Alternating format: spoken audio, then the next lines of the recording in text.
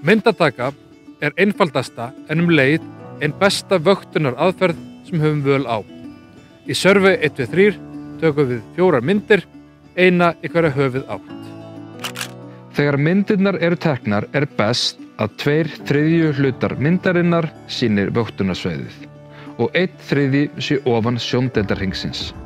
Sá hluti má gjarnan sýna kennileiti sem hægt er að notast við að ári þegar næsta mynd er tekin. Við myndatökuna skal einnig forðast að hafa á myndinni atriði sem ekki hafa mælingagildi, svo sem fólk, gæludýr, fatnað eða farartæki. Búfénaður á beit má hins vegar sjást á myndunum.